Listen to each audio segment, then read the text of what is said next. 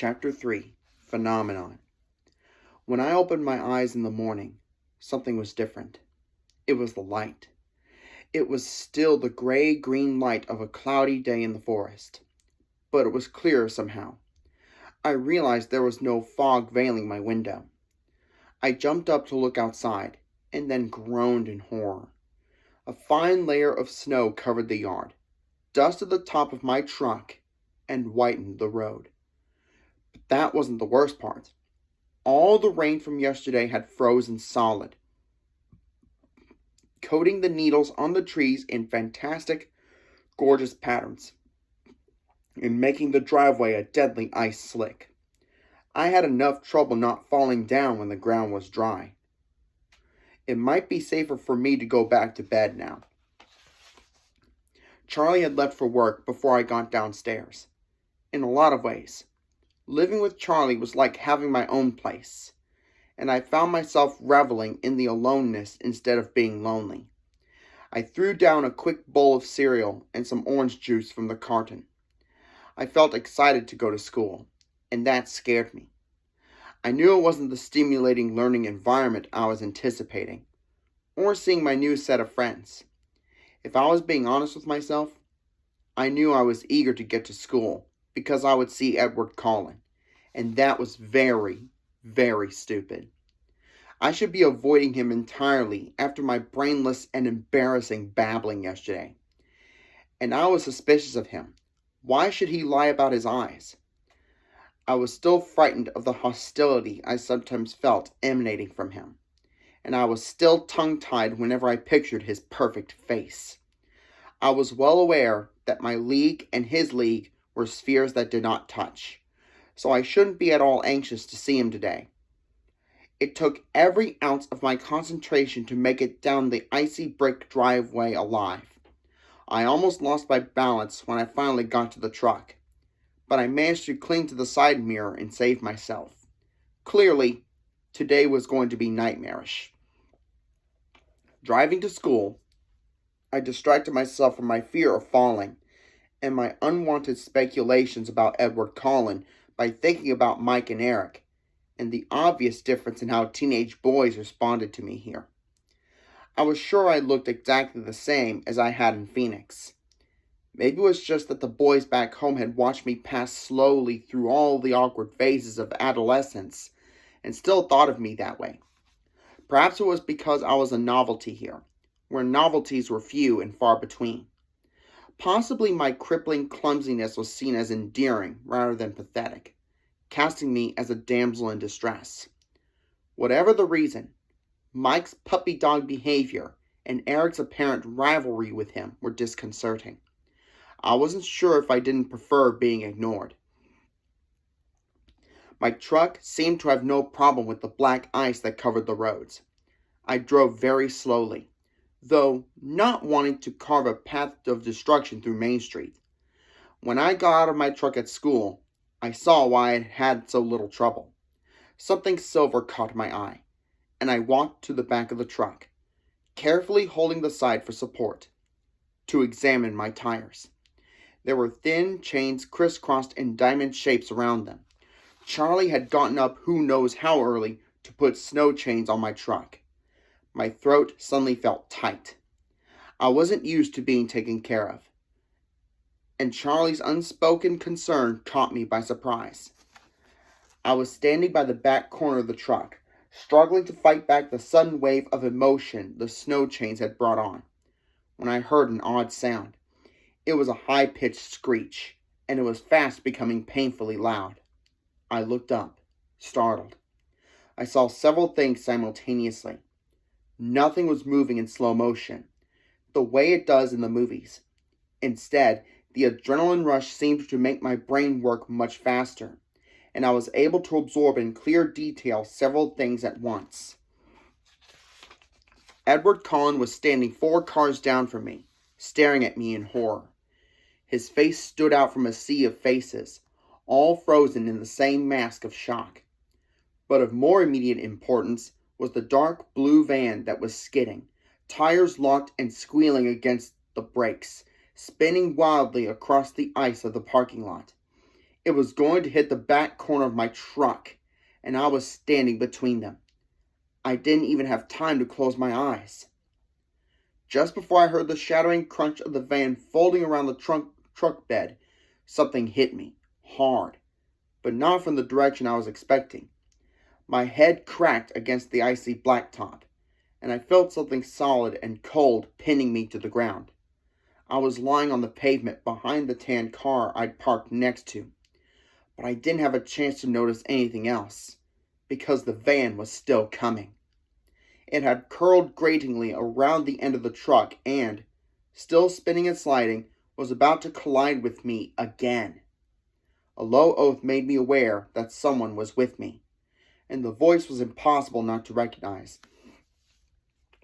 Two long, white hands shot out protectively in front of me, and the van shuddered to a stop a foot from my face. The large hands fitting providentially into a deep dent in the side of the van's body. Then his hands moved so fast they blurred. One was suddenly gripping under the body of the van, and something was dragging me, swinging my legs around like a rag doll's, till they hit the tire of the tan car.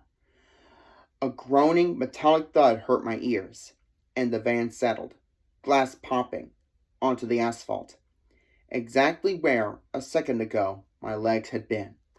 It was absolutely silent for one long second before the screaming began. In the abrupt bedlam, I could hear more than one person shouting my name, but more clearly than all the yelling, I could hear Edward Collins' low, frantic voice in my ear. "Bella, are you all right?" "I'm fine." My voice sounded strange. I tried to sit up, and realized he was holding me against the side of his body in an iron grasp. "Be careful," he warned as I struggled. "I think you hit your head pretty hard." I became aware of a throbbing ache centered above my left ear. "Ow!" I said, surprised. That's what I thought. His voice, amazingly, sounded like he was suppressing laughter. "How in the—" I trailed off, trying to clear my head, get my bearings. "How did you get over here so fast?" "I was standing right next to you, Bella," he said, his tone serious again. I turned to sit up, and this time he let me, releasing his hold around my waist and sliding as far from me as he could in the limited space. I looked at his concerned, innocent expression and was disoriented again by the force of his gold-colored eyes. What was I asking him? And then they found us. A crowd of people with tears streaming down their faces, shouting at each other, shouting at us. "Don't move," someone instructed. "Get Tyler out of the van," someone else shouted. There was a flurry of activity around us. I tried to get up, but Edward's cold hand pushed my shoulder down. "Just stay put for now." "But it's cold," I had complained. It surprised me when he chuckled under his breath. There was an edge to the sound. "You were over there," I suddenly remembered, and his chuckle stopped short. "You were by your car." His expression turned hard. No, I wasn't. "I saw you." All around us was chaos. I could hear the gruffer voices of adults arriving on the scene. But I obstinately held on to our argument. I was right, and he was going to admit it. "Bella, I was standing with you, and I pulled you out of the way." He unleashed the full, devastating power of his eyes on me, as if trying to communicate something crucial. "No." I set my jaw. The gold in his eyes blazed. "Please, Bella." "Why?" I demanded. "Trust me." He pleaded, his soft voice overwhelming. I could hear the sirens now. "Will you promise to explain everything to me later?" "Fine," he snapped, abruptly exasperated. "Fine," I repeated angrily. It took 6 EMTs and 2 teachers, Mr. Varner and Coach Clapp, to shift the van far enough away from us to bring the stretchers in. Edward vehemently refused his, and I tried to do the same. But the traitor told them I'd hit my head and probably had a concussion. I almost died of humiliation when they put on the neck brace. It looked like the entire school was there, watching soberly as they loaded me in the back of the ambulance. Edward got to ride in the front. It was maddening. To make matters worse, Chief Swan arrived before they could get me safely away. "Bella!" he yelled in panic when he recognized me on the stretcher. "I'm completely fine, Dad," I sighed. "There's nothing wrong with me." He turned to the closest EMT for a second opinion.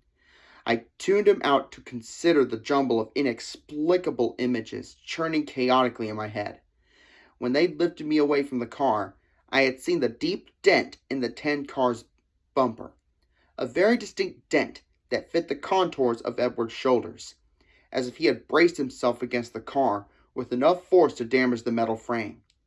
And then there was his family, looking on from the distance, with expressions that ranged from disapproval to fury, but held no hint of concern for their brother's safety.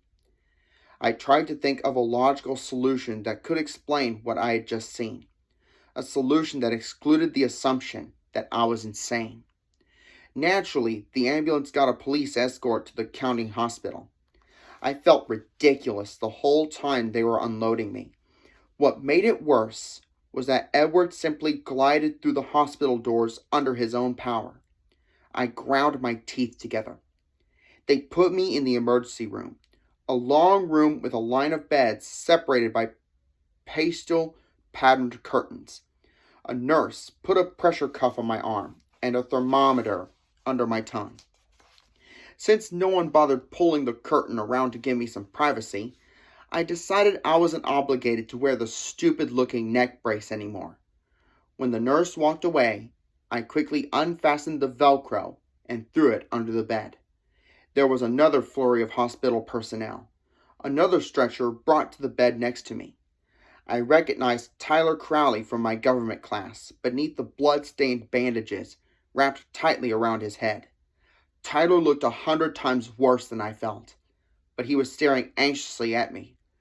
"Bella, I'm so sorry." "I'm fine, Tyler. You look awful. Are you all right?" As we spoke, nurses began unwinding his soiled bandages, exposing a myriad of shallow slices all over his forehead and left cheek. He ignored me. "I thought I was going to kill you. I was going too fast, and I hit the ice wrong." He winced as one nurse started dabbing at his face. "Don't worry about it. You missed me." "How did you get out of the way so fast? You were there, and then you were gone." Edward pulled me out of the way." He looked confused. "Who?" "Edward Collin. He was standing next to me." I'd always been a terrible liar. I didn't sound convincing at all. "Colin? I didn't see him. Wow, it was all so fast, I guess. Is he okay?" "I think so. He's here somewhere, but they didn't make him use a stretcher." I knew I wasn't crazy. What had happened? There was no way to explain away what I'd seen. They wheeled me away then, to x-ray my head. I told them there was nothing wrong, and I was right. Not even a concussion. I asked if I could leave, but the nurse said I had to talk to a doctor first. So I was trapped in the ER, waiting, harassed by Tyler's constant apologies and promises to make it up to me. No matter how many times I tried to convince him I was fine, he continued to torment himself. Finally, I closed my eyes and ignored him. He kept up a remorseful mumbling. "Is she sleeping?" a musical voice asked. My eyes flew open. Edward was standing at the foot of my bed, smirking. I glared at him. It wasn't easy.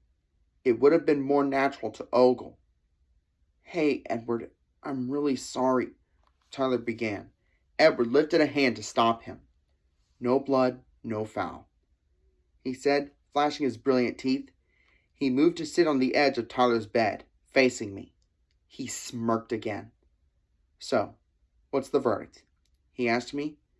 "There's nothing wrong with me at all, but they won't let me go," I complained, How come you aren't strapped to a gurney like the rest of us? It's all about who you know, he answered, but don't worry. I came to spring you. Then a doctor walked around the corner, and my mouth fell open.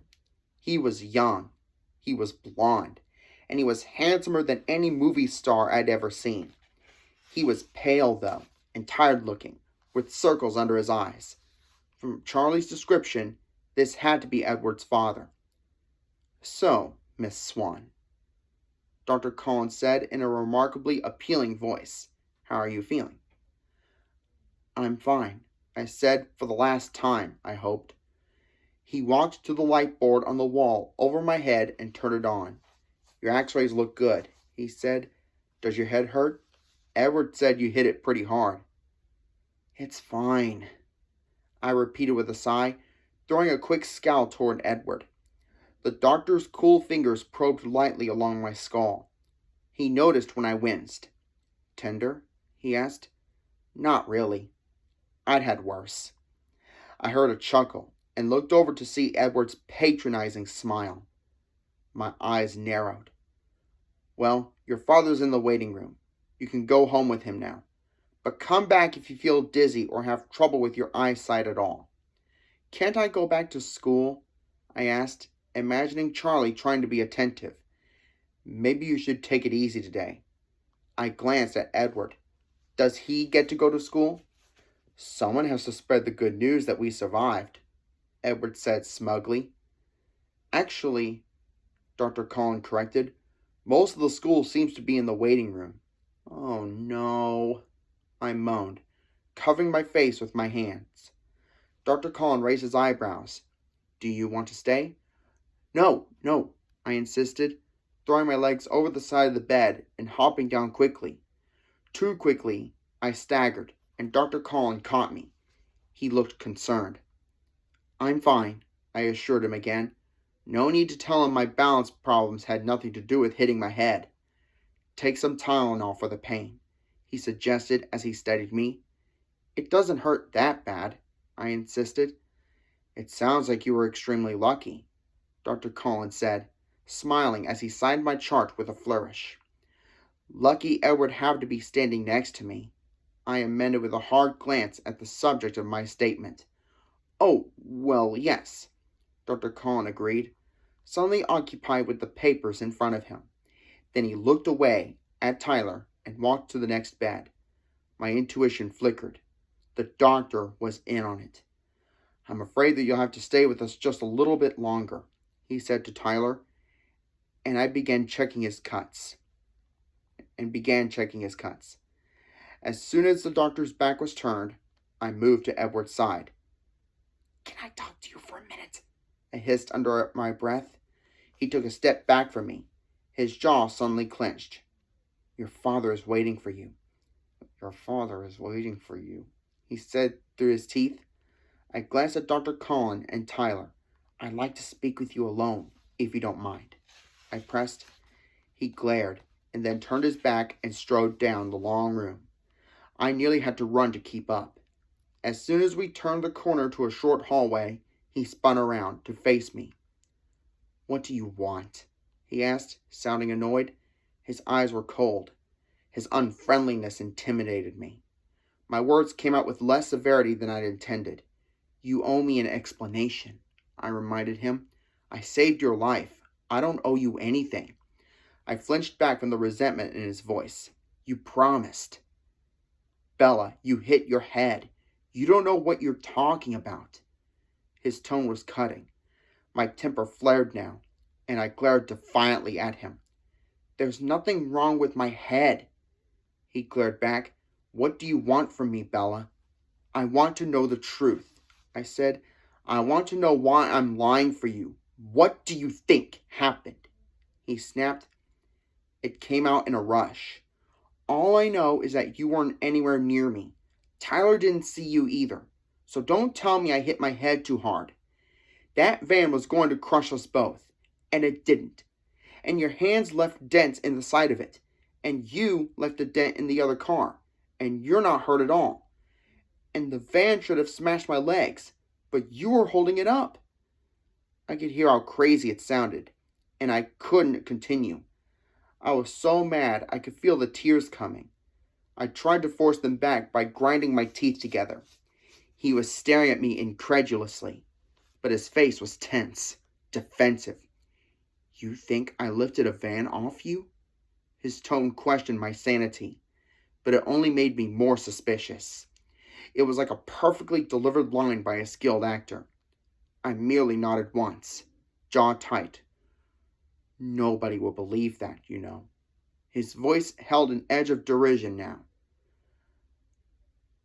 "I'm not going to tell anybody," I said each word slowly, carefully controlling my anger.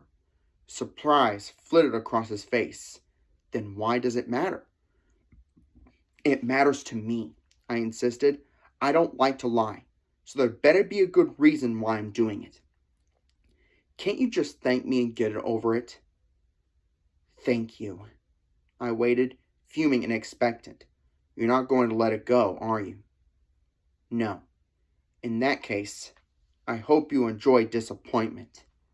We scowled at each other in silence. I was the first to speak, trying to keep myself focused. I was in danger of being distracted by his livid, glorious face. It was like trying to stare down a destroying angel. "Why did you even bother?" I asked frigidly. He paused, and for a brief moment his stunning face was unexpectedly vulnerable. "I don't know," he whispered, and then he turned his back on me and walked away. I was so angry, it took me a few minutes until I could move.